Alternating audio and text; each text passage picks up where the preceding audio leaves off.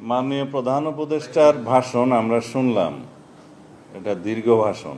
সেই ভাষণে অনেক কিছু তিনি উল্লেখ করেছেন, এই সরকারের কৃতিত্ব এবং কর্মকাণ্ড, ভবিষ্যতে কী করতে চান ইত্যাদি। তার ফাঁকে এক পর্যায়ে তিনি জাতীয় সংসদ নির্বাচনের একটা সুনির্দিষ্ট সময় ঘোষণা করেছেন।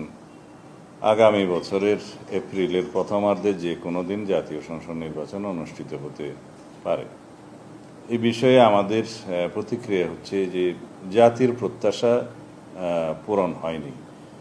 তিনি বাংলাদেশের সকল রাজনৈতিক দলের মধ্যে বিএনপি সহ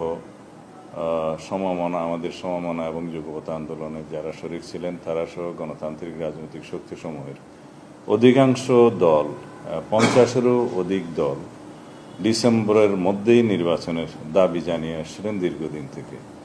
আমরা যৌক্তিকভাবে ডিসেম্বরের ভিতরেই নির্বাচন অনুষ্ঠানের জন্য আমাদের বক্তব্য সবসময় উপস্থাপন করেছি, যুক্তি সহকারে এবং বিভিন্ন কারণ দেখিয়ে। কিন্তু তিনি সেই বিষয়টি আমলে না নিয়ে এমন একটি সময়ে নির্বাচনের সময় ঘোষণা করেছেন, যেই সময় বলতে গেলে বাংলাদেশের একটা সময় পাবলিক পরীক্ষা থাকে এবং আবহাওয়া সঠিক থাকে না। আর আমাদের জানা মতে ফেব্রুয়ারির 16, 17 অথবা 18 তারিখের দিকে পবিত্র রমজান মাস শুরু হবে। সেই সময় থেকে এক মাস রমজানের সময় এবং ঈদের পরে সেটা সমাপ্ত হবে মার্চের শেষ সপ্তাহে অথবা তার কয়দিন আগে। তাহলে এপ্রিলের প্রথমার্ধে যদি নির্বাচন অনুষ্ঠান করতে হয়, তাহলে 45 দিন যে সময়সীমা লাগে তফসিল ঘোষণার পর থেকে নির্বাচন অনুষ্ঠান পর্যন্ত, সেটা রমজানের মধ্যেই তাহলে ক্যাম্পেইন করতে হবে। এটা একটা অযৌক্তিক ধারণা। দ্বিতীয় হচ্ছে পাবলিক পরীক্ষাসমূহ আমাদের দেশে এসএসসি এগুলো সেই সময় হয় এবং ওই সময় আবহাওয়া সঠিক থাকে না।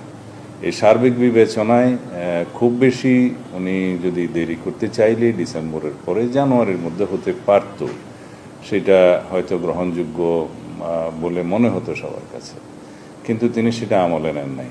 উপরন্তু আরও একটি বিষয় আছে, এই আবহাওয়ার বিষয়, পাবলিক পরীক্ষার বিষয়, রমজানের বিষয়, এগুলো বাদ দিলেও একটা সরকার তার দায়িত্ব নেওয়ার পরে 1 মাসের ভিতরে তো জাতীয় বাজেট প্রণয়ন করতে পারে না।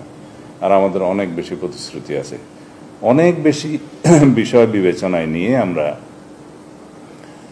বলেছিলাম আমাদের দলের পক্ষ থেকে এবং আমাদের সাথে যারা যুগপৎ আন্দোলনে শরিক ছিলেন, ফ্যাসিবাদ বিরোধী গণতান্ত্রিক আন্দোলনের সমমনা দল, এর বাইরেও অনেক দলের পক্ষ থেকে তারা এই প্রস্তাব দিয়েছিলেন যে ডিসেম্বরের ভিতরেই নির্বাচন অনুষ্ঠান করা সম্ভব।